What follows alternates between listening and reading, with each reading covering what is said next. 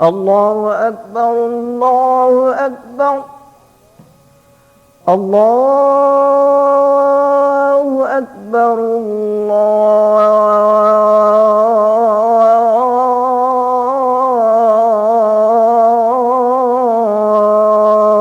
الله أكبر أشهد أن لا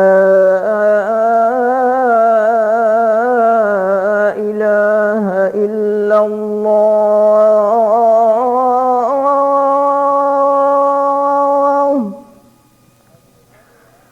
أشهد أن لا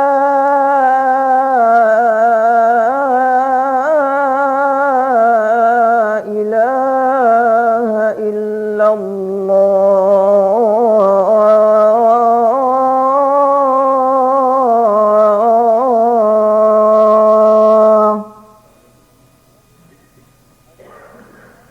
أشهد أن محمدًا رسول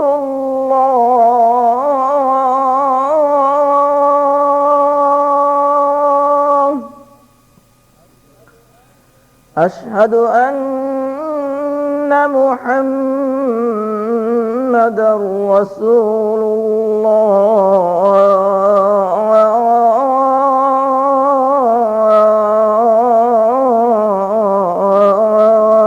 الله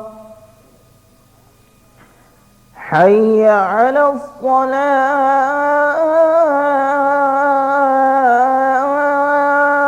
الصلاة حي على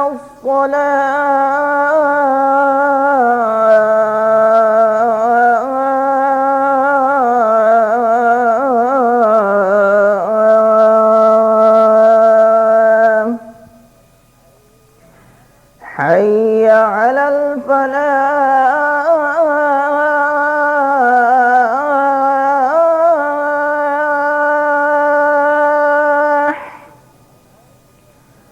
حي على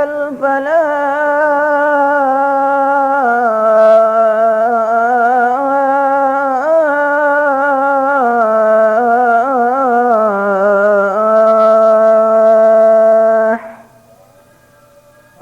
الله أكبر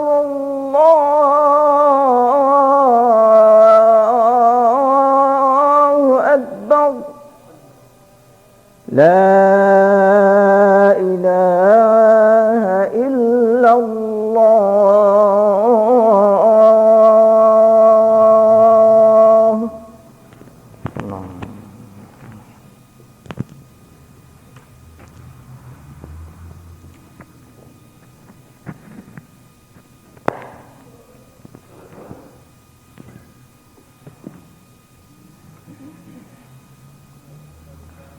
إن الحمد لله نحمده ونستعينه ونستغفره ونؤمن به ونتوكل عليه ونعوذ بالله من شرور أنفسنا ومن سيئات أعمالنا من يهده الله فلا مضل له ومن يضلل فلا هادي له وأشهد أن لا إله إلا الله وحده لا شريك له وأشهد أن محمدا عبده ورسوله أرسله بالحق بشيرا ونذيرا أما بعد فإن خير الحديث كتاب الله وخير الهدي هدي محمد صلى الله عليه وسلم وشر الأمور محدثاتها وكل محدثة بدعة وكل بدعة ضلالة وكل ضلالة في النار فأعوذ بالله من الشيطان الرجيم بسم الله الرحمن الرحيم قل إن الموت الذي تفرون منه فإنه ملاقيكم ثم تردون إلى عالم الغيب والشهادة فينبئكم بما كنتم تعملون.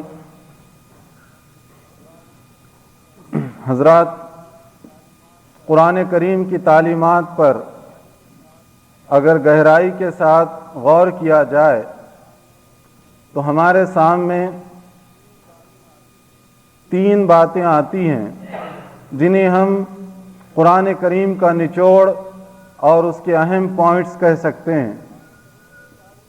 قرآن کریم کی ساری تعلیمات اور قرآن کریم میں جو واقعات بیان کیے گئے ہیں ان کا تعلق عام طور پر ان تین میں سے کسی نہ کسی کے ساتھ ہوگا۔ گویا یہ تین باتیں قرآن کی بنیادی اور اہم تعلیمات ہیں۔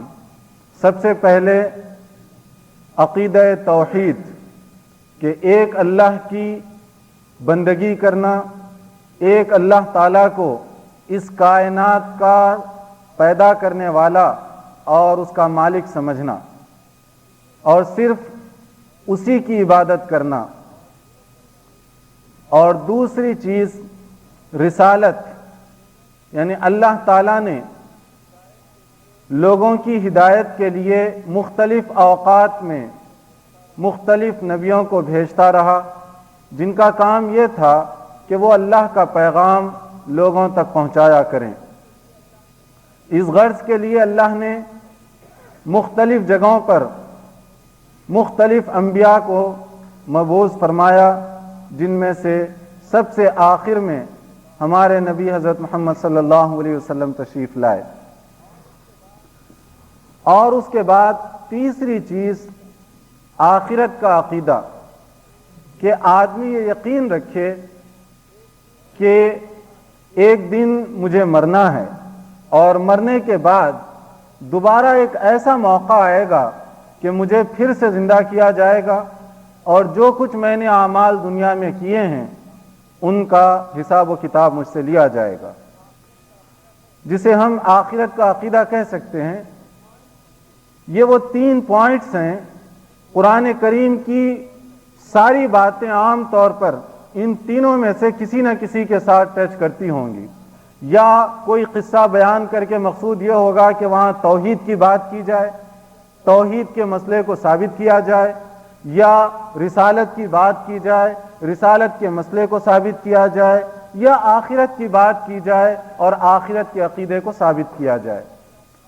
بے شمار واقعات قرآن کے اندر موجود ہیں، بے شمار باتیں قرآن کے اندر موجود ہیں، لیکن ان میں سے اگر ہم گہرائی سے دیکھیں تو کسی نہ کسی کا تعلق انہی کسی نہ کسی پوائنٹ کے ساتھ ہوگا۔ ان میں سے دو جو باتیں ہیں، توحید اور رسالت، اس کا تعلق آدمی کے اپنے عقیدے اور ایمان کے ساتھ ہے، اور آخرت کا تعلق ہم کہہ سکتے ہیں کہ یہ اعمال کی بنیاد ہے، کہ اگر دنیا میں کوئی شخص کوئی عمل کرنا چاہتا ہے تو اس کا عمل اسی وقت مضبوط ہو سکتا ہے جبکہ اس کا عقیدہ آخرت کے بارے میں مضبوط ہو۔ اس لیے کہ دنیا کا یہ تصور ہے، عام طور پر یہ رواج ہے کہ آدمی جب کبھی کوئی اچھا کام کرتا ہے تو اچھا کام کرنے سے پہلے اس کے ذہن میں کوئی نہ کوئی خاکہ ضرور موجود ہوتا ہے کہ میں یہ جو کام کرنا چاہتا ہوں یہ کیوں کرنا چاہتا ہوں۔ اگر اسے یہ پتا ہو کہ یہ کام کرنے کے نتیجے میں مجھے جنت ملے گی، اللہ تعالیٰ کی رضامندی حاصل ہوگی، پھر آدمی شوق کے ساتھ کرے گا۔ ورنہ اگر اسے پتا ہو کہ یہ کام میں کروں تو اس کا اللہ کے پاس کوئی عوض اور بدلہ نہیں مل سکتا، تو کوئی بھی آدمی یہ کام کرنے کے لیے اپنے آپ کو آگے نہیں بڑھائے گا۔ کیونکہ میں اگر اپنے جیب سے 1 پاؤنڈ خرچ کرنا چاہوں تو 1 پاؤنڈ خرچ کرنے سے پہلے میں یہ غور تو کر لوں گا کہ کیوں میں خرچ کروں، کس کے لیے خرچ کروں۔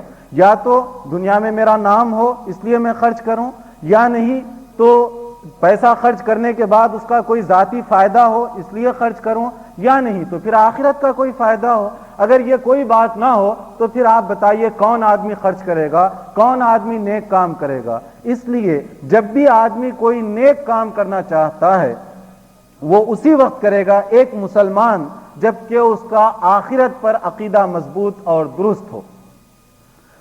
اور موت، جس کے بارے میں عام طور پر لوگ یہی سمجھتے ہیں کہ موت یہ زندگی کا اینڈ ہے، اس کے بعد آدمی ختم ہو جاتا ہے، اس کا حساب کتاب لینا دینا سب کچھ ختم ہو جاتا ہے۔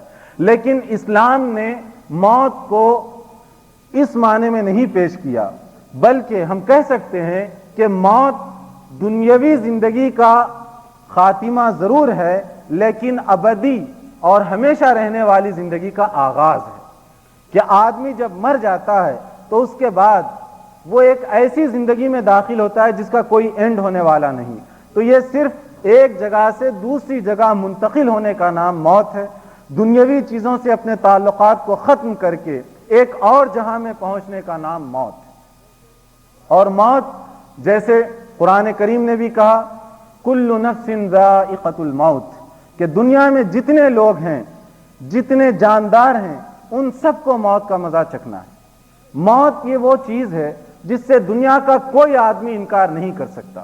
ہر آدمی موت کو تسلیم کرتا ہے کہ مجھے ایک دن مرنا ہے، چاہے وہ مسلمان ہو یا غیر مسلم ہو، سبھی موت کو مانتے ہیں۔ اگر کوئی کسی کا دماغ خراب ہو تو وہ یہ کہہ سکتا ہے کہ میں مرنے والا نہیں ہوں، ہمیشہ ہمیشہ زندہ رہوں گا، ورنہ ہر صحیح آدمی چاہے وہ مسلمان ہو یا غیر مسلم موت کو ضرور مانے گا۔ لیکن ہمارے یعنی مسلمان اور غیر مسلم کے درمیان جو فرق ہے وہ یہ کہ مسلمان یہی نہیں کہتا کہ ایک دن مرنا ہے، بلکہ وہ اس کے ساتھ یہ بھی کہتا ہے کہ مرنے کے بعد مجھے اپنے اعمال کا حساب و کتاب دینے کے لیے پھر سے اٹھنا ہے۔ اور جو غیر مسلم ہے وہ کہتا ہے کہ مرنے کے بعد ختم، ہم نے جو کچھ دنیا میں کیا وہ یہیں پر ختم، نہ اس کا ہمیں بدلہ ملنے والا ہے، نہ ہمیں اس کا کچھ نقصان ہونے والا ہے۔ یا اس طریقے سے بعض لوگوں کے پاس یہ تصور ہے کہ جنت اور جہنم تو نہیں، لیکن اگر ہم نے دنیا میں اچھے کام کیے تو پھر دوبارہ ہم پیدا ہوں گے دوسرے روپ میں، اچھے کام کیے تو اچھی شکل میں آئیں گے، برے کام کیے تو بری شکل میں آئیں گے۔ جیسے آپ کہہ سکتے ہیں کہ ہندوؤں کا یہ عقیدہ ہے کہ ان میں یہ تصور پایا جاتا ہے کہ مرنے کے بعد آدمی ختم نہیں ہوتا بلکہ پھر ایک نیا جنم لیتا ہے، ایک نئی پیدائش اس کی ہوتی ہے۔ اگر اس نے اپنے پہلے جنم میں، پہلی زندگی میں برے اعمال کیے تو بڑے غلط طریقے سے وہ آئے گا، سانپ بچھو یا اس قسم کی شکل اس کی بن جائے گی، اور اگر اس نے اچھے کام کیے تو اچھی شکل میں آئے گا۔ یہ ان کا اپنا ایک تصور ہے۔ لیکن ہمارا جو مسلمان ہیں ان کا یہ عقیدہ اور تصور ہے کہ مرنے کے بعد دوبارہ اللہ تعالیٰ کے سامنے ہمیں پیش کیا جائے گا، اٹھائے جائیں گے، اور وہاں پر اپنے اعمال کا ہمیں حساب و کتاب دینا پڑے گا۔ تو موت، اس سے کوئی شخص دنیا کا انکار نہیں کر سکتا۔ اب جب موت کے بارے میں ہم سمجھتے ہیں کہ ایک دن ہمیں مرنا ہے، جیسے قرآن کہتا ہے کہ ہر آدمی کو مرنا ہے، بلکہ قرآن نے یہاں تک کہا کہ موت کے سلسلے میں اگر تم جتنی چاہے بندوبست کر لو، جتنا چاہے اپنے آپ کو بچانے کا انتظام کر لو، لیکن موت سے تم بچ نہیں سکتے۔ مضبوط سے مضبوط کوٹھیوں میں بیٹھ جاؤ، بڑے سے بڑے غار میں چلے جاؤ، اپنے پیچھے آگے ہزاروں قسم کی سیکورٹی کا انتظام کر لو، لیکن موت سے مفر نہیں ہو سکتا۔ اس لیے کہ قرآن نے کہا کہ اینما تکونوا یدرککم الموت ولو کنتم فی بروج مشیدہ، کہ اگر تم جہاں کہیں بھی چلے جاؤ موت سے بچ نہیں سکتے، حتیٰ کہ تم مضبوط کوٹھیاں بھی بنا لو، مضبوط قلعے بھی بنا لو، تب بھی تم موت سے بچ نہیں سکتے۔ اب ہم دیکھتے ہیں دنیا میں آدمی اپنی جان کی حفاظت کے لیے کیا کیا نہیں کرتا۔ جس کے پاس جتنے وسائل ہوتے ہیں وہ اتنا ہی زیادہ انتظام کرتا ہے۔ وہ چل رہا ہو، آگے پیچھے اس کی حفاظت کے لیے دسیوں آدمی چلتے ہیں، کوئی ڈریس میں ہوتا ہے، کوئی بغیر ڈریس میں ہوتا ہے، کوئی اسلحہ کے ساتھ ہوتا ہے، کوئی ایسے ہی ہوتا ہے۔ اس کے آنے سے 1 مہینہ پہلے انکوائری شروع ہوتی ہے اس ایریے کے بارے میں کہ وہاں کیسے لوگ رہتے ہیں، وہاں کی انتظامات کیسے کرنے پڑیں گے۔ ہم سب جانتے ہیں کہ جتنا بڑا آدمی ہوتا ہے وہ اپنی جان کی حفاظت کے لیے عام طور پر اتنا ہی بڑا انتظام کرتا ہے۔ اگر کہیں اس کا 1 گھنٹے کا پروگرام ہو سکتا ہے کہ اس کے آنے سے 8 دن پہلے ہی وہاں انتظام شروع ہو جائے، اور اس کی موجودگی میں وہاں کے رہنے والے، خاص طور پر ان کے وہ لوگ جن کے ذمے انتظامی امور ہیں، ان کے لیے ایک درد سر بن جاتا ہے کہ جب تک وہ جاتے نہیں اس وقت تک ان کی نیند حرام ہو جاتی ہے کہ ان کی حفاظت کیسے کی جائے۔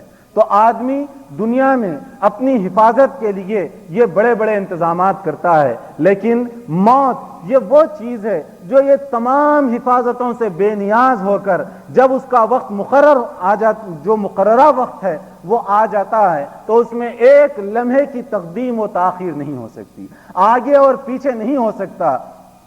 جیسے قرآن کریم نے اس سلسلے میں کہا کہ جب موت کا وقت آ جاتا ہے تو آدمی کو پھر مہلت نہیں دی جاتی، آگے پیچھے اس کے اندر کوئی गुंजाइश नहीं रखी जाती कि थोड़ा सा उसको और टाइम दे दिया जाए, थोड़ी सी और उसको मोहलत दे दी जाए। कुरान कहता है कि ये नहीं।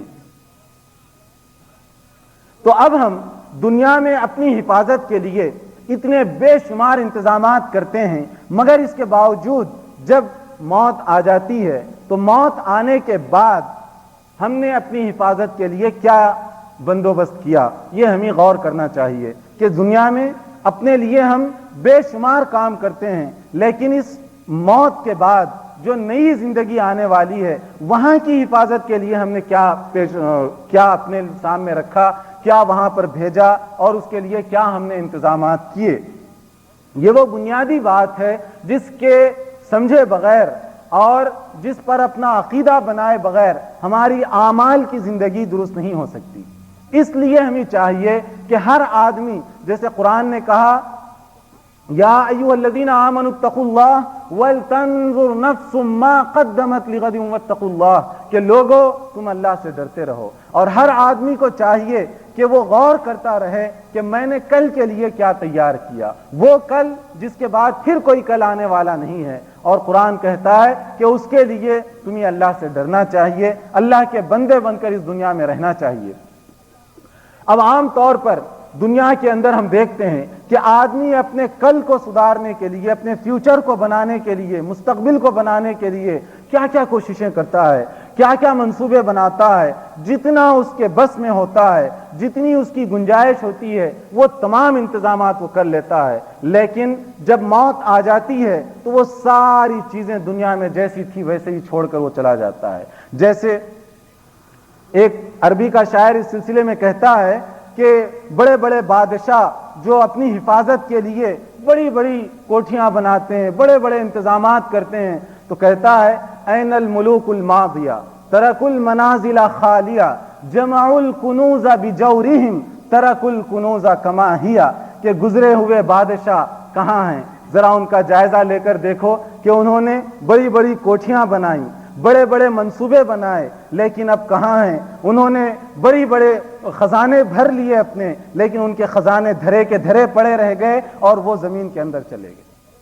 सारी उनकी सिक्योरिटी, सारी उनकी फौज, सारे खजाने ऊपर हैं और वो खुद नीचे चले गए। ये इबरत है हमारे लिए कि हम आम तौर पर दुनिया में तो बहुत कुछ कोशिश करते हैं, लेकिन उस कल के लिए हमने क्या किया और हमें क्या करना चाहिए।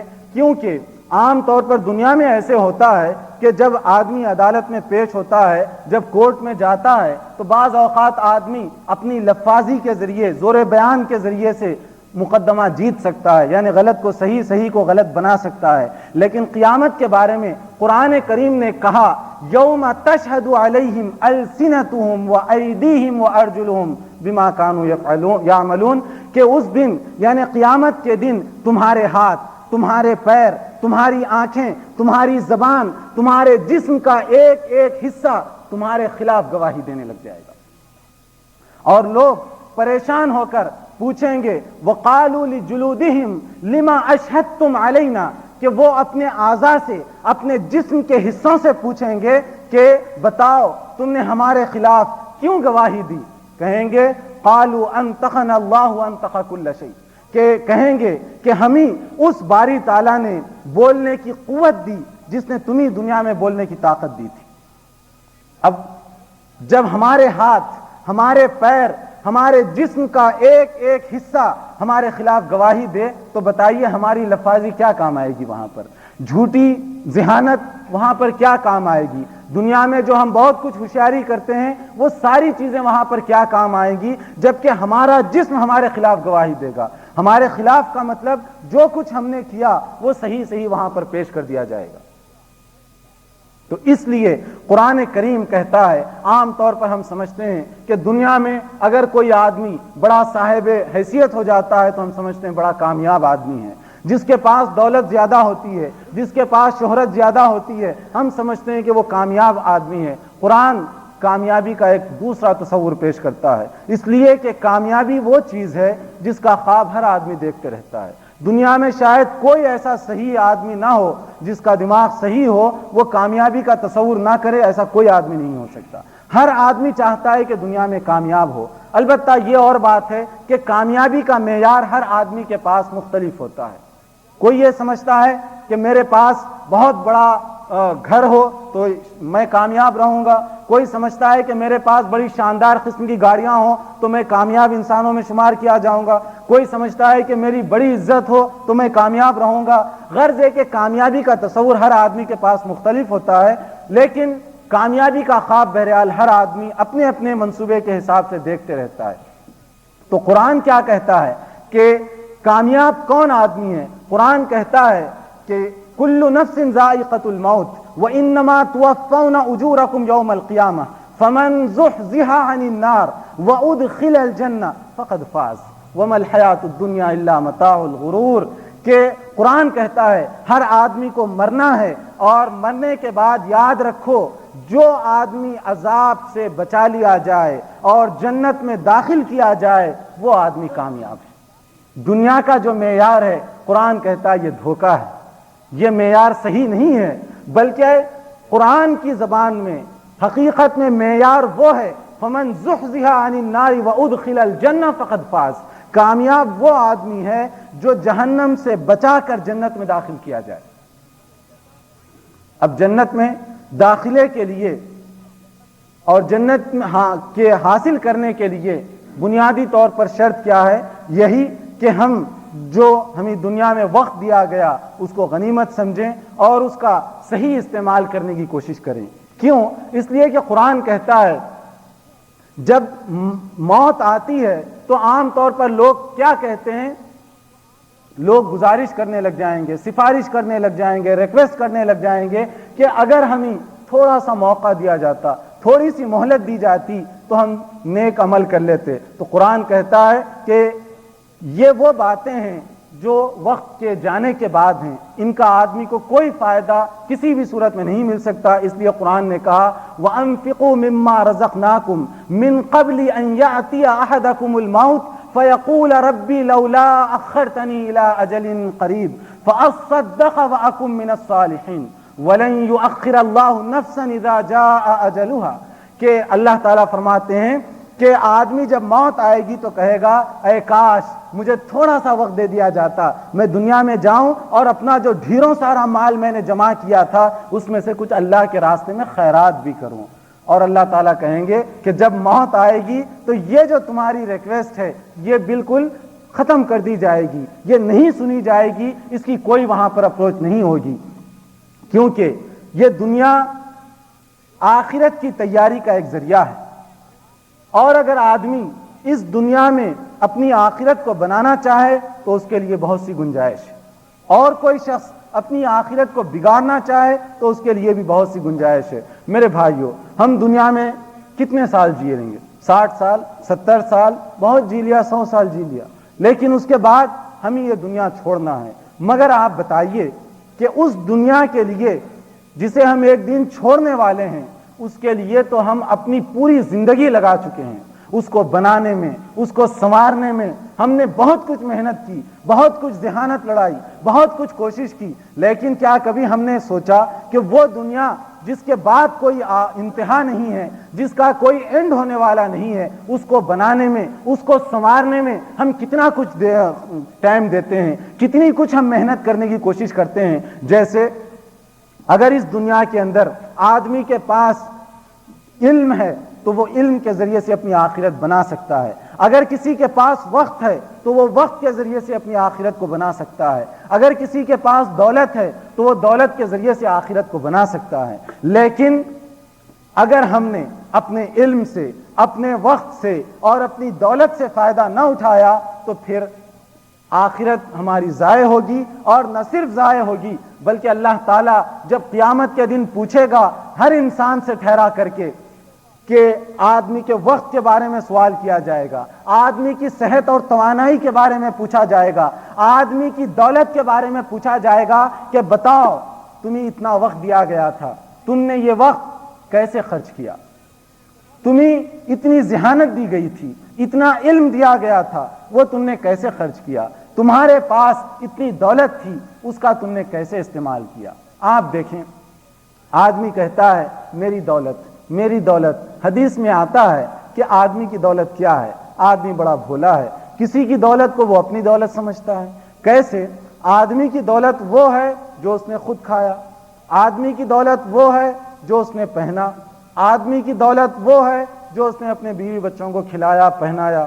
اس کے علاوہ چاہے وہ کوٹھیوں کی شکل میں ہو, چاہے وہ بڑے بزنس کی شکل میں ہو, چاہے وہ بینک بیلنس کی شکل میں ہو, وہ تو کسی اور کو ملنے والا ہے, وہ کسی اور کا ہونے والا ہے. کیوں؟ اس لیے کہ اس نے جو استعمال کیا وہی اس کا ہے.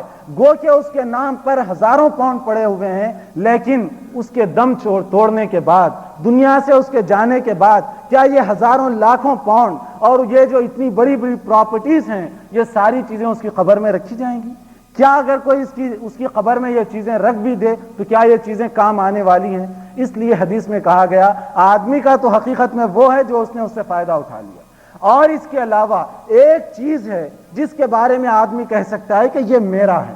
وہ چیز کیا ہے؟ یعنی یہ کھانا پہننا اور دوسروں کو کھلانا, یہ تو دنیا میں ختم ہو گیا. ایک وہ کام ہے جو اس نے اللہ کے لیے خیرات کیا, صدقہ کیا, نیک کاموں میں اپنی دولت کو لگایا. یہ وہ چیز ہے جو مرنے کے بعد بھی آدمی دعویٰ کر سکتا ہے کہ یہ میرا ہے. اور قرآن کہتا ہے کہ ایسا آدمی جو دنیا میں آخرت کے کاموں کے لیے اپنی دولت کو خرچ کیا, وہاں پر اس کی دولت کئی گنا ہو کر ملے گی. یعنی جتنا اس نے خرچ کیا اتنا ہی نہیں بلکہ کئی گنا زیادہ ہو کر اس کو وہاں پر دی جائے گی. تو اس لیے وہ وقت آنے سے پہلے جبکہ ہم افسوس کرنے لگ جائیں اور یہ آرزو کرنے لگیں کہ اگر ہمارے پاس کچھ اور وقت ہوتا تو ہم یہ کام کر لیتے, یہ کام کر لیتے, اس وقت کے آنے سے پہلے آدمی کو چاہیے کہ جو کچھ اس کو وقت دیا گیا, جو کچھ اس کو مہلت دی گئی, اس کو وہ غنیمت سمجھے اور اس کے مطابق وہ عمل کرنے کی کوشش کرے.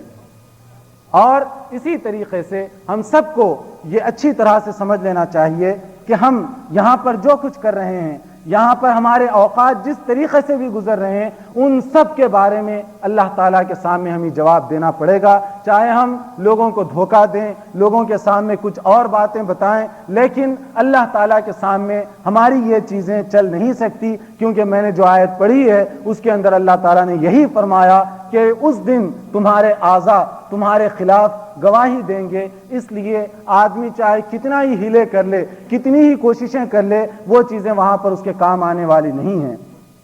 اور اسی طریقے سے عام طور پر ہم جو اپنا تھوڑا سا ہر آدمی اپنے اپنے بارے میں محاسبہ کرے, اپنا جائزہ لینے کی کوشش کرے کہ میں نے اپنی جو کچھ زندگی گزر چکی ہے اس میں سے کتنے اچھے کام کیے, کتنے برے کام کیے, میرے پاس جتنی دولت تھی اس کا میں نے کتنا صحیح استعمال کیا, کتنا غلط استعمال کیا. اس لیے کہ میں کسی کروڑپتی آدمی سے بھی کہوں تو وہ اتنی باتیں کر سکتا ہے کہ مجھے مطمئن کر دے کہ میں نے جو دولت خرچ کی وہ بالکل صحیح طریقے سے خرچ کی, کیونکہ ہر آدمی اپنے بارے میں دوسروں سے زیادہ جانتا ہے. اگر میں کسی کے بارے میں کہوں کہ بھائی تم نے 1 ملین پاؤنڈ ایسے پھاڑ کر پھینک دیے, ہو سکتا وہ بھی اس کی دلیل بتائے, اس کا یہ سبب تھا, اس کا یہ فائدہ تھا. دنیا والوں کو ہم خاموش کر سکتے ہیں, لیکن آخرت میں اللہ تعالیٰ کے پاس کیا ہم جواب دینے کے قابل ہوں گے؟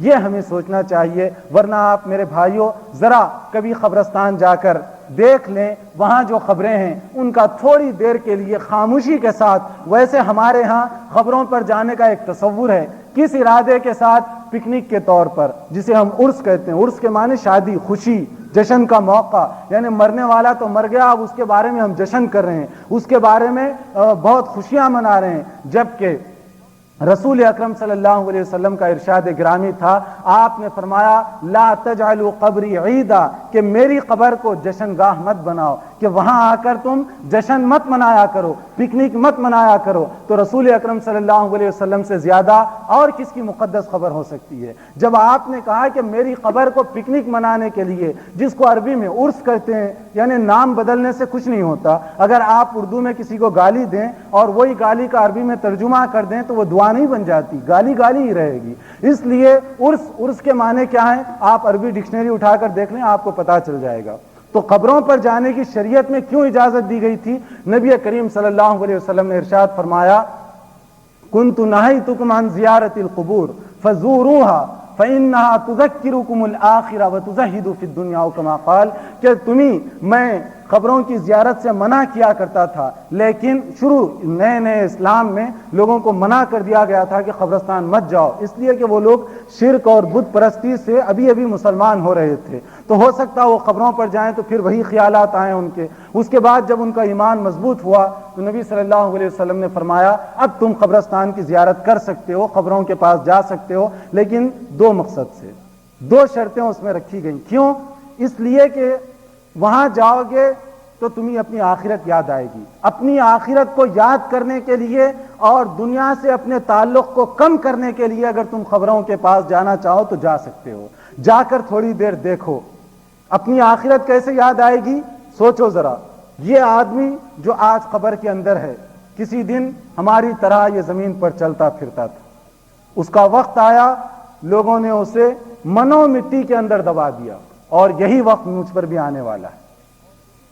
اور دوسرے یہ کہ یہ آدمی جو مر چکا ہے، پتہ نہیں دنیا میں کتنے لوگوں سے اس کے اختلافات تھے، کتنے لوگوں کے ساتھ اس نے بددیانتی کی تھی، کتنے لوگوں کا اس نے حق دبایا ہوا تھا، لیکن وہ ساری چیزیں اپنے سینے میں لیے ہوئے آج دفن ہوا ہے۔ اگر میں بھی یہی کام کروں گا میرا بھی وہی انجام ہوگا، کیونکہ قبرستان ہم جب جاتے ہیں ہزاروں لاکھوں خبریں وہاں دکھائی دیتی ہیں، ان میں سے چند خبروں کے علاوہ اکثر و بیشتر خبروں کے بارے میں لوگوں کو یہ بھی نہیں معلوم ہوتا کہ وہ کس کی خبر ہے، اس کے اندر جو آدمی مدفون ہے، جس کو دفن کیا گیا، وہ کیسے کیریکٹر کا آدمی تھا، کیسے عقیدے کا آدمی تھا، کیسے ایمان کا آدمی تھا، کسی کو نہیں معلوم۔ اس کے سارے اعمال اس کے ساتھ اندر چلے گئے اور دنیا کا ریکارڈ اس سے ختم کر دیا گیا۔ تو یہی ہم سب پر بیتنے والی ہے۔ اس مقصد کے لیے اگر کوئی قبرستان جائے کہ اپنی آخرت کو یاد کرے اور ان کے لیے مغفرت کی دعا کرے کہ وہ تو مر چکے ہیں، اب وہ ہماری دعا کے محتاج ہیں کہ ہم ان کے لیے دعا کریں کہ اللہ تعالیٰ ان کے گناہوں کو معاف فرما دے، اگر یہ ہم دعا کریں تو یہ دعا ہمارے لیے، ہم ان کے حق میں مفید ہو سکتی ہے۔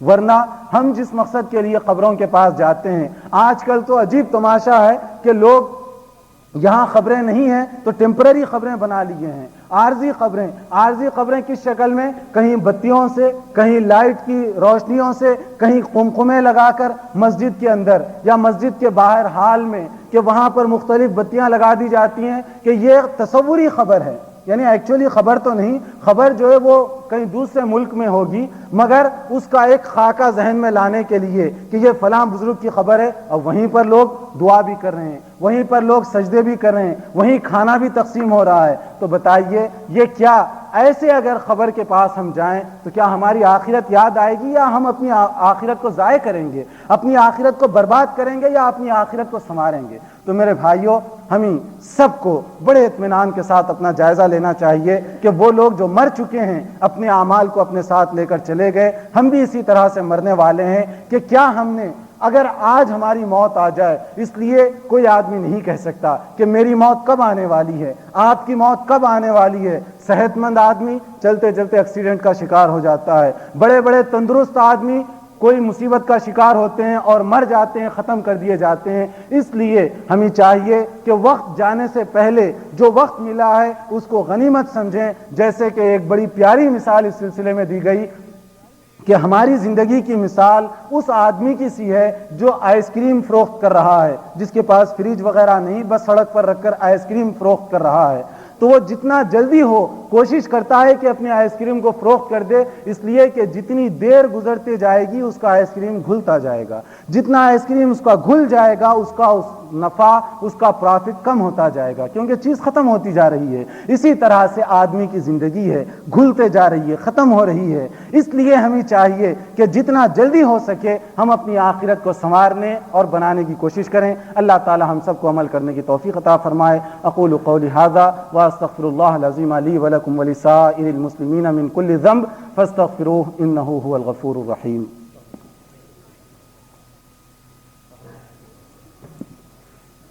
الحمد للہ نحمده ونستعینه ونستغفره ونؤمن به ونتوکل علیہ ونعوذ باللہ من شرور انفسنا ومن سیئات اعمالنا من يهده الله فلا مضل له ومن يضلل فلا هادي له وأشهد أن لا إله إلا الله وحده لا شريك له وأشهد أن محمدا عبده ورسوله.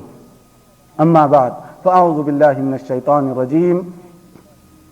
قل إن الموت الذي تفرون منه فإنه ملاقيكم ثم تردون إلى عالم الغيب والشهادة فينبئكم بما كنتم تعملون. بسم الله الرحمن الرحيم. إذا جاء أحدهم الموت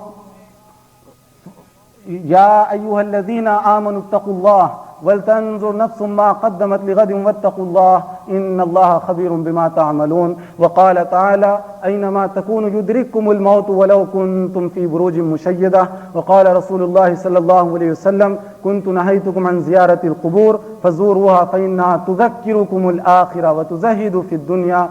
إن الله وملائكته يصلون على النبي يا أيها الذين آمنوا صلوا عليه وسلموا تسليما. اللهم صل على محمد وعلى آل محمد كما صليت على إبراهيم وعلى آل إبراهيم إنك حميد مجيد. اللهم بارك على محمد وعلى آل محمد كما باركت على إبراهيم وعلى آل إبراهيم إنك حميد مجيد. اللهم اغفر لجميع المؤمنين والمؤمنات والمسلمين والمسلمات الأحياء منهم والأموات.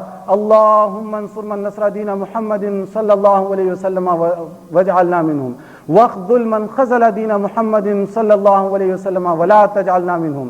عباد الله رحمكم الله، إن الله يأمر بالعدل والإحسان وإيتاء ذي القربى وينهى عن الفحشاء والمنكر والبغي يعظكم لعلكم تذكرون. فاذكروا الله العظيم يذكركم وادعوه يستجب لكم، ولذكر الله تعالى أعلى وأولى وأكبر. قوموا إلى الصلاة.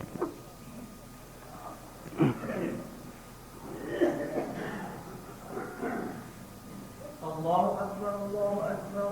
أشهد أن لا إله إلا الله وأن محمدا رسول الله. حي على الصلاة حي على الفلاح قد قامت الصلاة قد قامت الصلاة. الله أكبر الله أكبر. لا إله إلا الله. صفحہ سیدھی فرما لیجیے، قریب قریب ٹھہر. اللہ اکبر.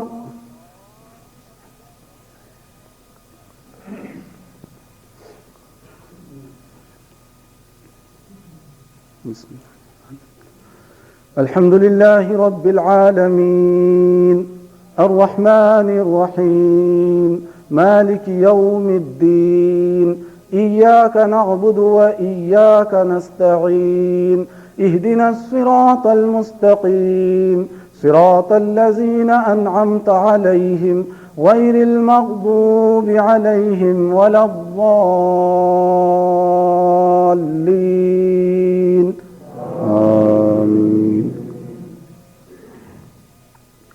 سبح اسم ربك الأعلى الذي خلق فسوى والذي قدر فهدى والذي أخرج المرعى فجعله غثاء أحوى سنقرئك فلا تنسى إلا ما شاء الله إنه يعلم الجهر وما يخفى ونيسرك لليسرى فذكر إن نفعت الذكرى سيذكر من يخشى ويتجنبها الأشقى الذي يصلى النار الكبرى ثم لا يموت فيها ولا يحيا قد أفلح من تزكى وذكر اسم ربه فصلى بل تؤثرون الحياة الدنيا والآخرة خير وأبقى إن هذا لفي الصحف الأولى صحف إبراهيم وموسى. الله أكبر.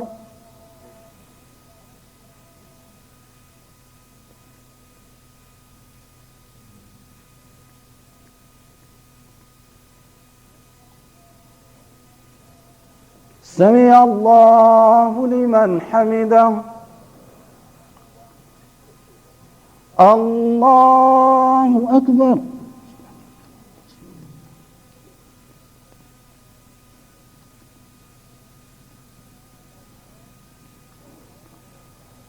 الله أكبر.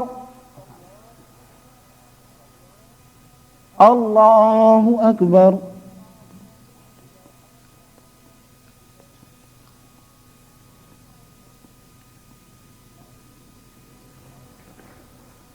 الله أكبر.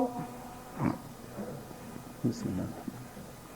الحمد لله رب العالمين الرحمن الرحيم مالك يوم الدين إياك نعبد وإياك نستعين اهدنا الصراط المستقيم صراط الذين أنعمت عليهم غير المغضوب عليهم ولا الضالين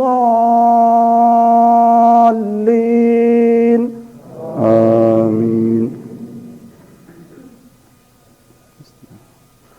هل أتاك حديث الغاشية وجوه يومئذ خاشعة عاملة ناصبة تصلى نارا حامية تسقى من عين آنية ليس لهم طعام إلا من ضريع لا يسمن ولا يغني من جوع وجوه يومئذ ناعمة لسعيها راضية في جنة عالية لا تسمع فيها لاغية فيها عين جارية فيها سرر مرفوعة وأكواب موضوعة ونمارق مصفوفة وزرابي مبثوثة أفلا ينظرون إلى الإبل كيف خلقت وإلى السماء كيف رفعت وإلى الجبال كيف نصبت وإلى الأرض كيف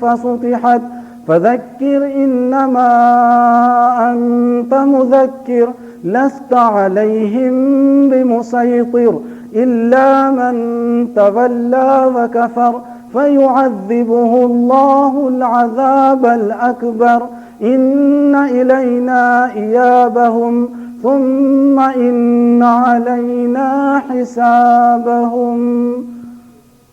الله أكبر.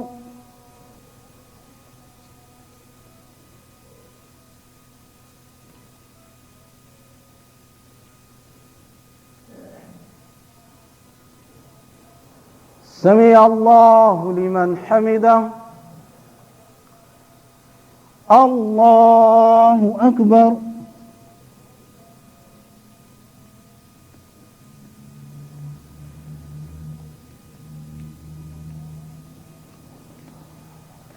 الله أكبر. الله أكبر.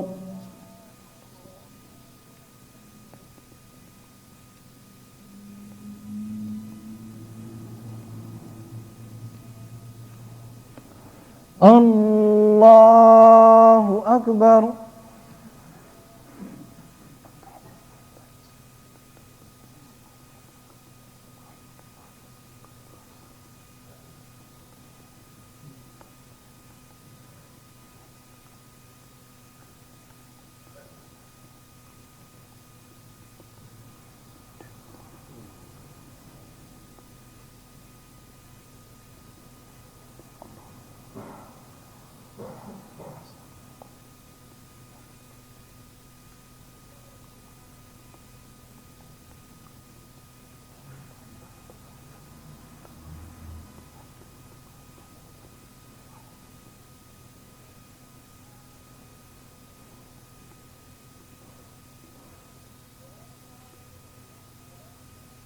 السلام عليكم ورحمة الله.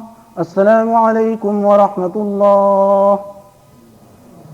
الله أكبر. استغفر الله استغفر الله استغفر الله استغفر الله. اللهم أنت السلام منك السلام تبارك يا ذو الجلال. اللهم لا إله إلا الله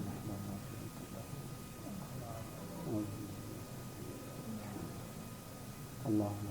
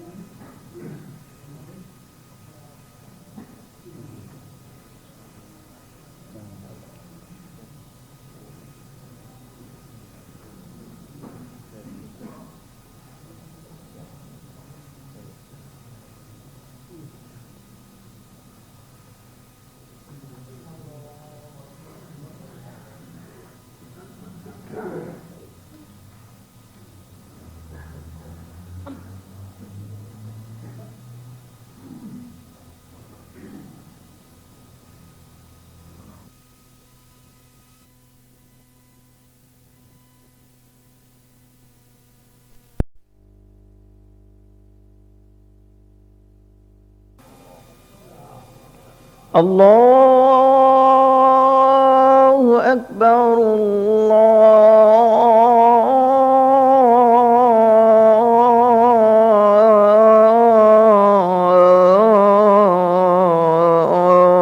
الله أكبر. أشهد أن لا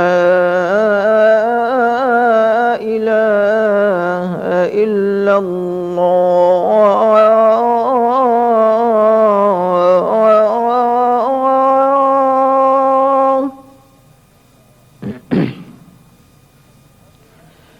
أشهد أن لا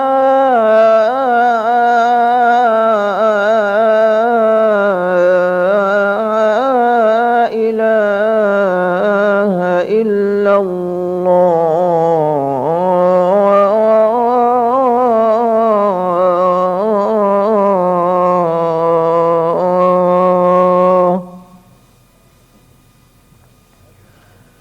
أشهد أن محمد رسول الله.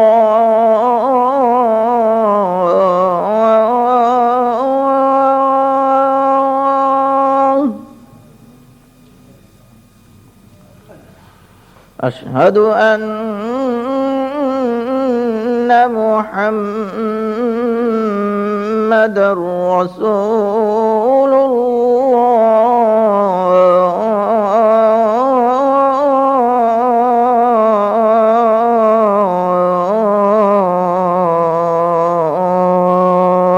الله. حي على الصلاة.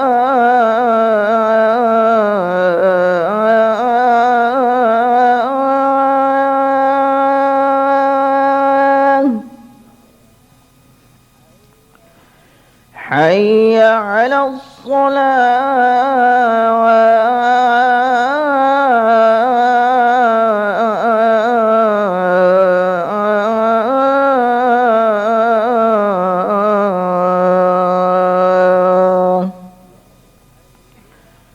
حي على الفلاح.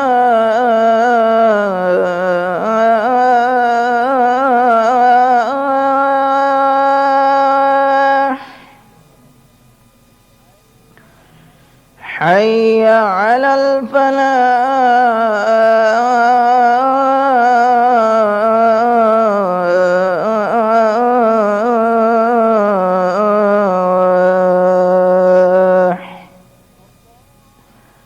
الله أكبر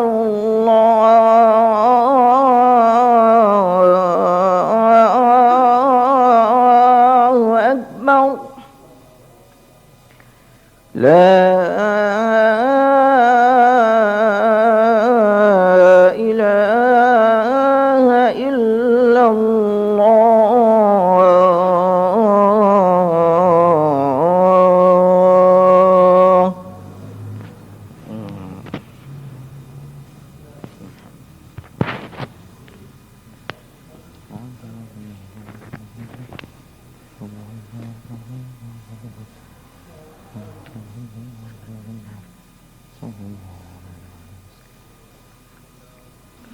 الحمد لله نحمده ونستعينه ونستغفره ونعوذ بالله من شرور أنفسنا ومن سيئات أعمالنا. من يهده الله فلا مضل له ومن يضلله فلا هادي له. ونشهد أن لا إله إلا الله وحده لا شريك له. ونشهد أن سيدنا ومولانا محمدا عبده ورسوله. أما بعد فإن خير الحديث كتاب الله وخير الهدي هدي محمد صلى الله عليه وسلم وشر الأمور محدثاتها وكل محدثة بدعة وكل بدعة ضلالة وكل ضلالة في النار. أما بعد فأعوذ بالله من الشيطان الرجيم. وعباد الرحمن الذين يمشون على الأرض هونا وإذا خاطبهم الجاهلون قالوا سلاما والذين يبيتون لربهم سجدا وقياما والذين يقولون ربنا اصرف عنا عذاب جهنم إن عذابها كان غراما إنها ساءت مستقرا ومقاما والذين إذا أنفقوا لم يسرفوا ولم يقتروا وكان بين ذلك قواما والذين لا يدعون مع الله إلها آخر ولا يقتلون النفس التي حرم الله إلا بالحق ولا يزنون ومن يفعل ذلك يلقى أثاما.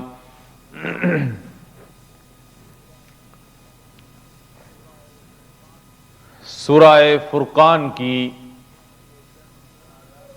یہ چند آیات ہیں جن میں اہل ایمان یا اللہ کے بندوں کی کچھ صفات اور نشانیاں بیان کی گئی ہیں.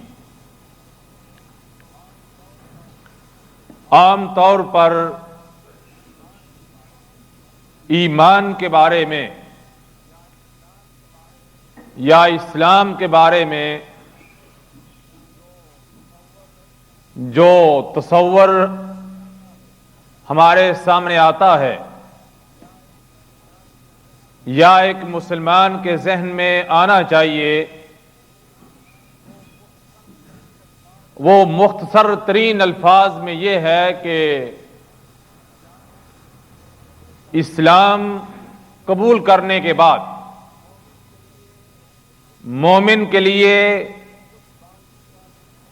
کچھ باتوں پر ایمان لانا ضروری ہے اور کچھ اعمال کا کرنا اس کے لیے لازمی ہے. یعنی ایک حصہ عقائد کا ہے اور ایک حصہ اعمال کا ہے. اسی لیے قرآن حکیم میں جا بجا آپ کو یہ الفاظ نظر آئیں گے ان الذین آمنوا وعملوا الصالحات والذین آمنوا وعملوا الصالحات، کہ وہ لوگ جو ایمان لائے اور پھر نیک عمل کیے، وہ لوگ جو اللہ پر ایمان لائے اور پھر انہوں نے صالح کام کیے، اچھے کام کیے.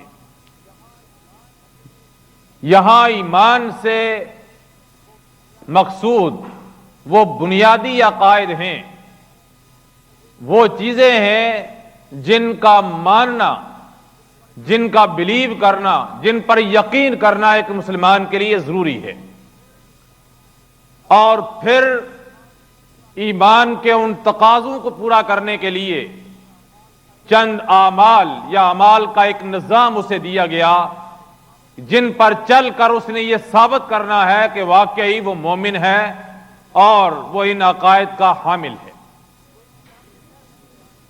تو اس لیے ہم یہ کہہ سکتے ہیں کہ دراصل ایمان یا اسلام یہ مجموعہ ہے عقائد کا اور اعمال کا. ان دونوں کو ایک دوسرے سے جدا نہیں کیا جا سکتا. اگر ایک شخص کے عقیدے میں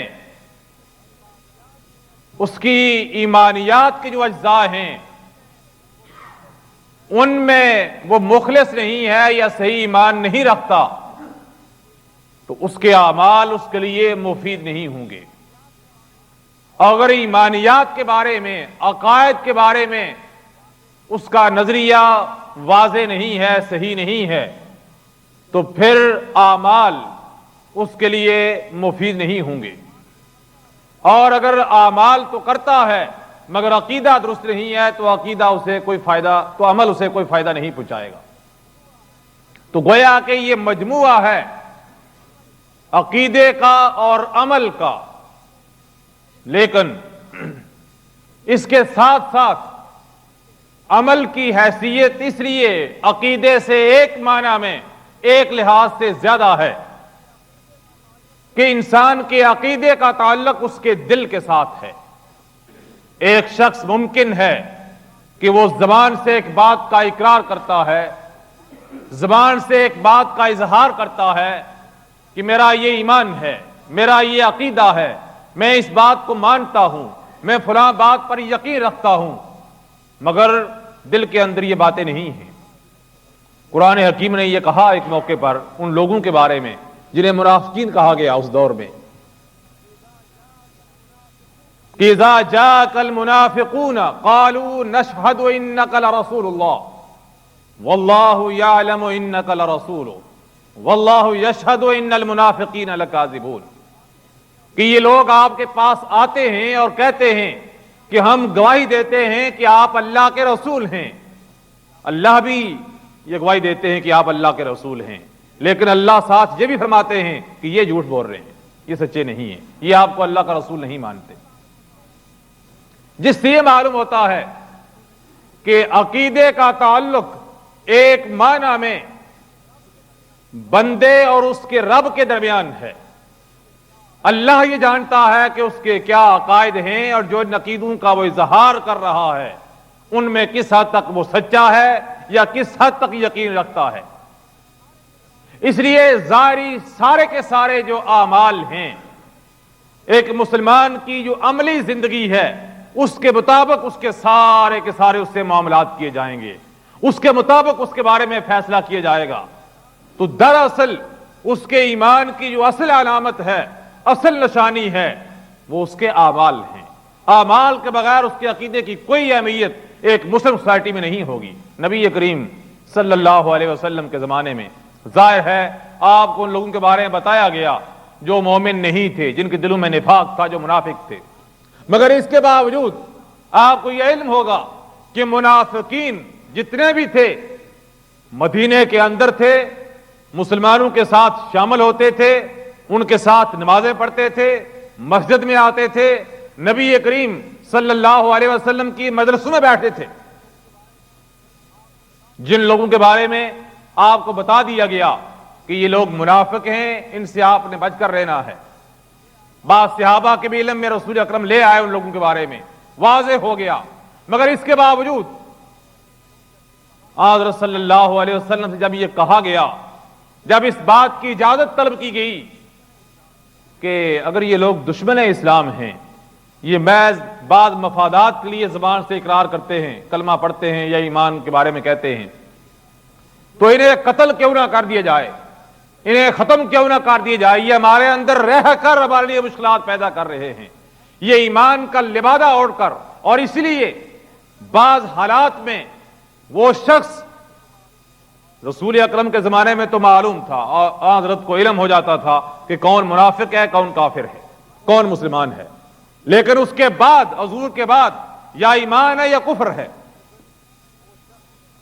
لیکن وہ شخص چاہے اس دور میں تھا، چاہے آج کوئی ایمان کا لبادہ اوڑھ لیتا ہے، کوئی بھی روپ دار لیتا ہے، کسی قسم کی بھی شکل اختیار کر لیتا ہے، آپ نہیں پہچان سکتے اسے، آپ نہیں معلوم کر سکتے اسے۔ ابھی آپ نے چند دن پہلے اخبارات میں پڑھا ہوگا کہ سندھ کے ایک علاقے میں ایک صاحب بزرگی اور پیری کے روپ میں پکڑے گئے اور معلوم ہو کہ وہ ہندو تھے، جاسوس تھے۔ ہمارے ہاں چونکہ یہ ایک مرض ہے یا ایک کمزوری پائی جاتی ہے کہ ہم باقی معاملات میں تو یہ تحقیق کر لیتے ہیں کہ کوئی شخص کتنا عالم ہے، کہاں کا پڑھا ہوا ہے، یہ بھی آپ بہت کم ہے کہ جو شخص دو چار باتیں کر لے، شکر و سروس بن جائے، ہم اسے لیڈر رہنما دین کا مان لیتے ہیں۔ مگر عام طور پر پیری مریدی کا جو تصور ہمارے ہاں ہے اس میں یہی ہے کہ اس کے ہاتھ میں کوئی چیز ہو، وہ تعویذ کرے، پھونکے مارے، کچھ دم درود کرے اور شکل و صورت ایسی بنا لے، کسی جگہ بیٹھ جائے، تو پھر کوئی یہ معلوم نہیں کرے گا یہ کون ہے، کہاں سے آیا، کیا اس کا بیک گراؤنڈ ہے، کیا اس کے پاس تعلیم ہے، کیا اس کے پاس علم ہے۔ اور ظاہر ہے ایک لحاظ سے یہ مشکل بھی ہے کہ ایک آدمی ایک روپ دھار لیتا ہے ایمان کا یا اسلام کا، اور عملاً اس کے اعمال بظاہر جو ہیں وہ آپ کو نظر بھی ایسے آتے ہیں. ایسا آدمی جو مسلمانوں کی صفوں میں گھس جائے، جو مسلمانوں کے اندر داخل ہو جائے، جو اپنے آپ کو مسلمان ظاہر کرے، مسلمانوں کی جماعت کا فرد اپنے آپ کو ظاہر کرے، وہ اس شخص سے زیادہ خطرناک اور مضر ہوتا ہے جو علی الاعلان کفر کا مظاہرہ کرتا ہے، جو علی الاعلان دین سے بیزاری کا اظہار کرتا ہے، جو علی الاعلان آپ کی دشمنی کرتا ہے، جو علی الاعلان آپ کی مخالفت کرتا ہے، اس سے زیادہ یہ شخص خطرناک ہے. اس لیے قرآن حکیم نے کفار کے بارے میں، مشرکین کے بارے میں، اللہ کے دوسرے نافرمانوں کے بارے میں اتنے سخت الفاظ نہیں فرمائے. فرمایا ان المنافقین فی الدرک الاسفل من النار، جہنم میں کافر بھی جائیں گے، جہنم میں مشرک بھی جائیں گے، اللہ کے دوسرے باغی بھی جائیں گے، اور بعض ایمان کے دعویٰ کرنے والے جن سے گناہ وہ بھی جائیں گے، مگر فی الدرک الاسفل من النار، جہنم کے سب سے بدترین اور سب سے گھٹیا مقام پر اگر ہوں گے، جہنم تو سارے ہی گھٹیا ہے، مگر اس کا سب سے بدترین مقام ہوگا اور میں اسے منافق جائیں گے. وہ جو اوپر سے کچھ اور ہیں، اندر سے یہ کچھ اور ہے. نفاق کا سب سے پہلا معنی مطلب یہی ہے کہ وہ شخص جو اوپر سے ایمان کا دعویٰ کرتا ہے اس کے اندر کفر اور نفاق ہے. یہ تو وہ معنی ہے جو کفر اور نفاق کا ہے. اور نفاق کے وہ درجے، وہ قسمیں جب آپ تقسیم کریں گے تو اس میں ایک لمبی فہرست آ جائے گی، جس میں ہم میں سے ہر ایک بعض اوقات شکار ہو جاتا ہے کہ زبان سے کچھ کہتے ہیں، اندر سے ہم کچھ ہوتے ہیں. ایک بات زبان سے کچھ کہتے ہیں، دل میں کوئی اور بات ہوتی ہے. ایک بات زبان پر کچھ اور آتی ہے، کرنے کا ارادہ ہمارا کچھ اور ہوتا ہے. زبان سے ہم کہہ دیتے ہیں ہم یہ کریں گے، دل میں پکا ارادہ کہ ہرگز نہیں کریں گے. یہ ساری کی ساری وہ نفاق کی قسمیں ہیں کہ ایک بات آپ کسی مفاد کی بنا پر، کسی غرض کی بنا پر، کسی لالچ کی وجہ سے، کسی سے ڈر اور خوف کی وجہ سے، یا کسی کے ادب و احترام کی وجہ سے آپ نہیں کر رہے، یا وہ کر دیتے ہیں وہاں اس کے ڈر کی وجہ سے، اور بعد میں کہتے ہیں نہیں میرا تو مقصد یہ نہیں تھا، میں تو اس لیے خاموش رہا، فلاں بات تھی. ان المنافقین فی الدرک الاسفل من النار. میں عرض یہ کر رہا تھا کہ اس لیے جو اصل فیصلہ ہوگا وہ اس کے ظاہری اعمال کی بنیاد پر ہوگا کہ وہ کر کیا رہا ہے، سامنے کیا ہے. نبی کریم صلی اللہ علیہ وسلم جب اجازت طلب کی گئی کہ ان لوگوں کو قتل کر دیے جائے جن کی شرارتیں، جن کی سازشیں اب واضح ہو چکی ہیں کہ وہ مومن نہیں ہے، میں دھوکہ دینے کے لیے کلمہ پڑھتے ہیں، تو رسول اکرم نے منع فرما دیا، روک دیا. فرمایا میں ان لوگوں کے بارے میں جو ہمارے ساتھ ہیں، بظاہر نمازیں پڑھتے ہیں ہمارے ساتھ، کلمہ پڑھتے ہیں، عقائد وہ سارے کے سارے جو مسلمان کے ان کا اظہار کرتے ہیں، اعلان کرتے ہیں، اگر میں نے انہیں مارنا شروع کر دیا تو لوگ کہیں گے کہ محمد نے اپنے ساتھی کو قتل کرنا شروع کر دیا. معلوم سب کچھ تھا، ان کے انجام کے بارے میں بتا دیا، ان کی حرکات کے بارے میں بتا دیا، مگر یہ فیصلہ نہیں فرمایا کہ انہیں قتل کر دیا جائے. میں عرض یہ کر رہا تھا کہ اعمال کی وجہ سے عقیدے ان کے غلط ہیں، مگر فیصلہ جب ہوگا ان کے بارے میں تو ان کے ظاہری اعمال دیکھ کر کیا جائے گا کہ وہ کر کیا رہے ہیں. عدالت کا فیصلہ ہو، جج کا فیصلہ ہو، ان کے ایمان کے بارے میں فیصلہ ہو، وہ ہمیشہ یہی ہوگا. اس لیے یہ جو تصور بعض اوقات ہمارے یہاں آتا ہے کہ دل کی یہ بات، دل کی نیت پر، دل کے خیال پر، کسی دل کی بات پر کبھی فیصلہ نہیں ہوگا. لوگ کہہ دیتے ہیں فلاں کی دل کی نمازیں ہیں، دل کا اس کو بڑا پاک ہے، بڑا صاف ہے، نیت کا بڑا اچھا ہے، لیکن عمل میں کمزور ہے، اس سے فیصلہ نہیں ہوگا. پہلی بات یہ کہ دل کی صفائی، دل کی نیت، دل کا اخلاص، اس کے بارے میں آپ کو علم ہی نہیں ہے، آپ فیصلہ کیسے کریں گے، کس حد تک ہے، اور وہ اللہ فیصلہ کرے گا.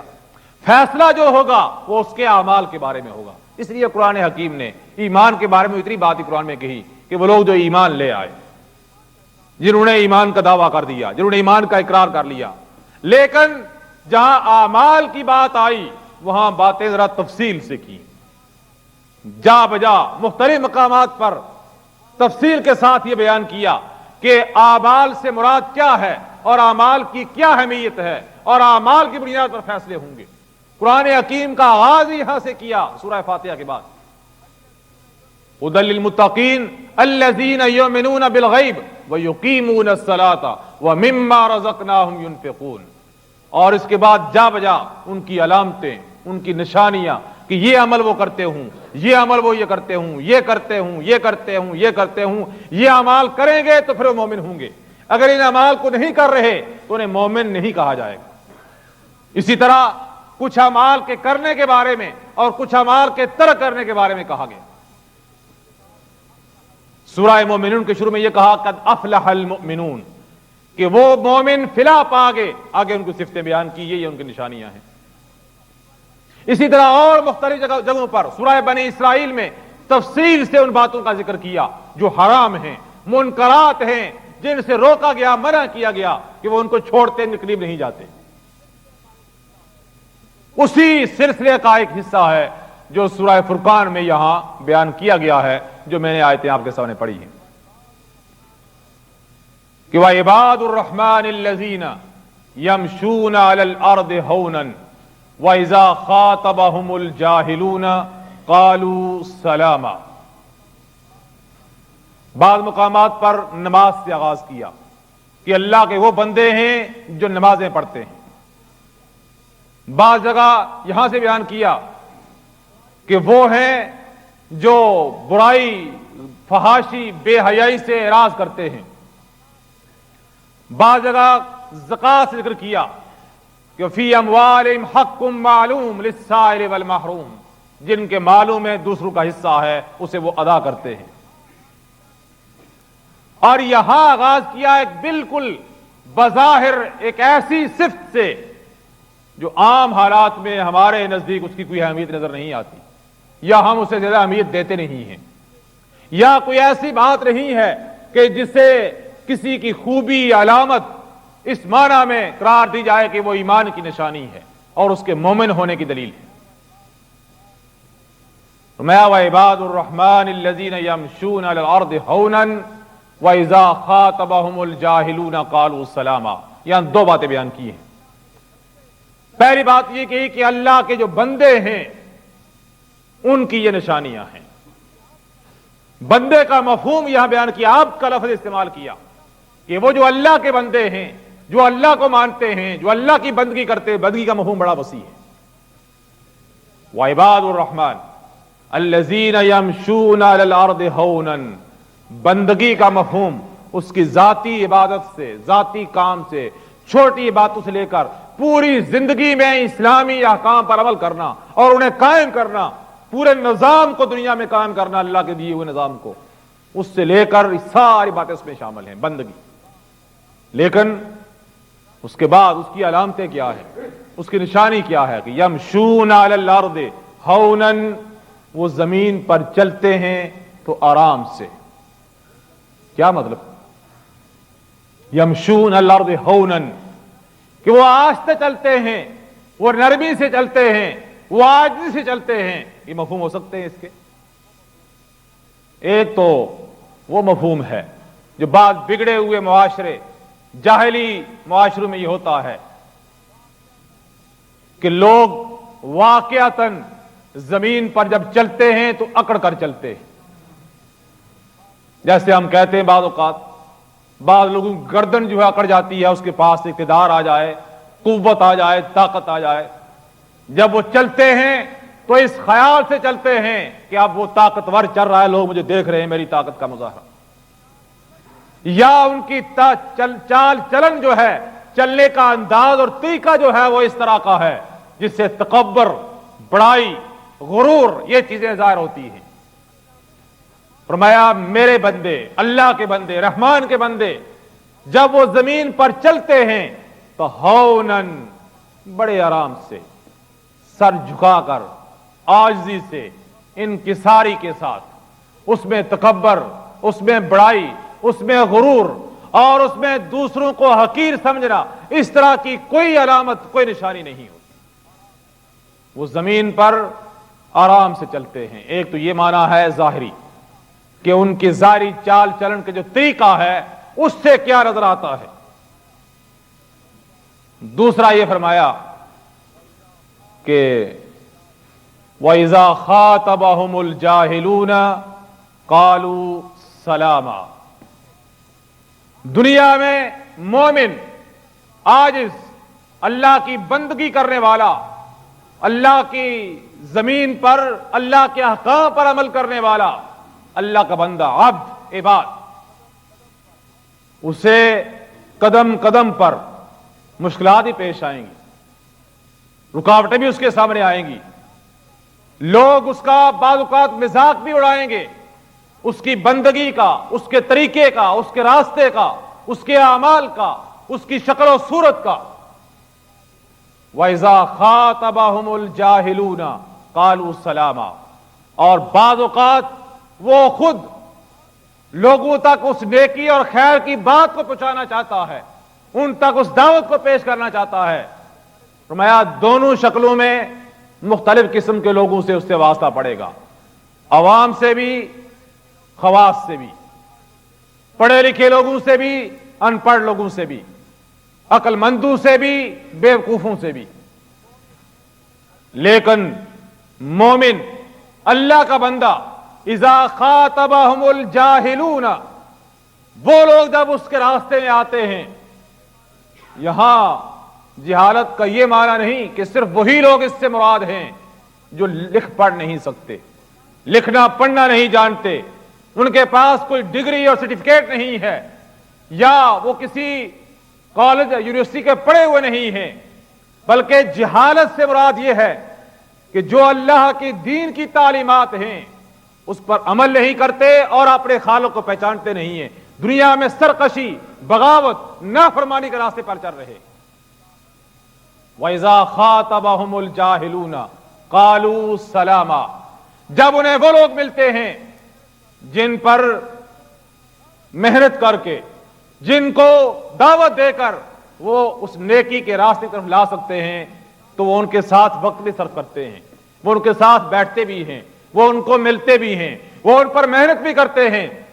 وَإِذَا خَاطَبَهُمُ الْجَاهِلُونَ، اور جب وہ جاہل انہیں مل جاتے ہیں جو دین کے راستے میں رکاوٹ بنتے ہیں، جو دین کے راستے میں کام کرنے والوں کے راستے میں رکاوٹ بنتے ہیں، جو اللہ کے دین کے کاموں کو ختم کرنا چاہتے ہیں، قالوا سلاما، وہ ان سے لڑنے کی بجائے، وہ ان سے جھگڑنے کی بجائے، وہ ان سے الجھنے کی بجائے، وہ اپنی صلاحیتیں اور اپنی قوتیں ان پر ضائع کرنے کی بجائے کہہ دیتے ہیں سلاما، کہ ہم تم سے نہیں الجھنا چاہتے، ہم تم سے بات نہیں کرنا چاہتے، آپ نے جو راستہ اختیار کیا اگر آپ اس پر ہی چلنا چاہتے ہیں تو ہم سے الجھے نہیں، السلام علیکم، ہمارا آپ سے کوئی تعلق نہیں ہے، ہم اس راستے اختیار نہیں کرتے اور آپ ہمارے راستے میں رکاوٹ نہ بنیے۔ وَإِذَا خَاطَبَهُمُ الْجَاهِلُونَ قَالُوا سَلَامًا، یہ اسلامی دعوت کے میدان میں کام کرنے والوں کے لیے وہ ایک اخلاقی پہلو بھی ہے کہ جب اس میدان میں وہ کام کرتے ہیں تو وہ جاہلوں کے ساتھ جاہل نہیں بنتے، وہ راستے روکنے والوں کے ساتھ اسی طرح نہیں بن جاتے، بلکہ ان کا انداز، ان کا طریقہ اور ان کا جو بیہیو ہے وہ ان سے مختلف ہوتا ہے۔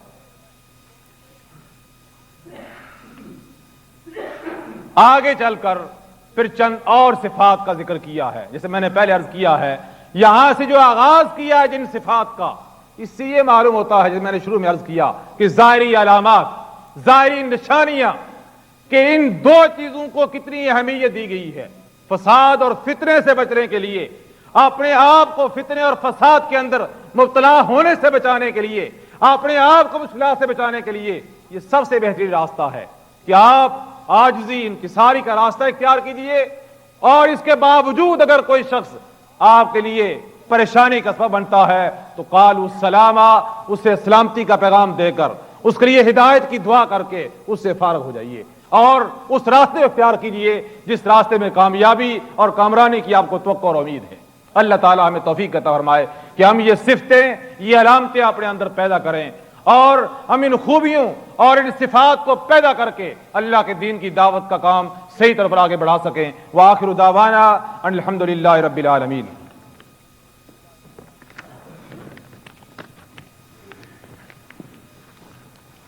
الحمد لله نحمده ونستعينه ونستغفره ونعوذ بالله من شرور أنفسنا ومن سيئات أعمالنا، من يهده الله فلا مضل له ومن يضلله فلا هادي له، ونشهد أن لا إله إلا الله وحده لا شريك له، ونشهد أن سيدنا ومولانا محمدا عبده ورسوله.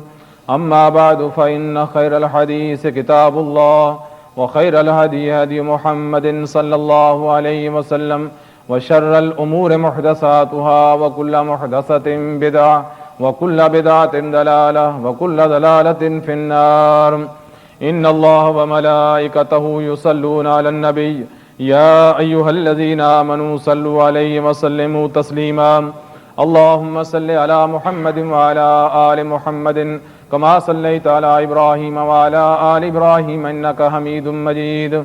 اللهم بارك على محمد وعلى آل محمد كما باركت على إبراهيم وعلى آل إبراهيم إنك حميد مجيد. اللهم انصر الإسلام والمسلمين واخذل الكفر والكافرين. اللهم ألف بين قلوب المسلمين واصلح ذات بينهم. اللهم انصرنا ولا تنصر علينا. اللهم أعزنا ولا تذلنا. اللهم زدنا ولا تنقصنا. اللهم انصر من نصر دين محمد صلى الله عليه وسلم وجعلنا منهم واخذل من أعرض عن دين محمد صلى الله عليه وسلم ولا تجعلنا منهم. عباد الله رحمكم الله، إن الله يأمر بالعدل والإحسان وإيتاء ذي القربى وينهى عن الفحشاء والمنكر والبغي يعظكم لعلكم تذكرون. سبحان ربك رب العزة عما يصفون وسلام على المرسلين والحمد لله رب العالمين.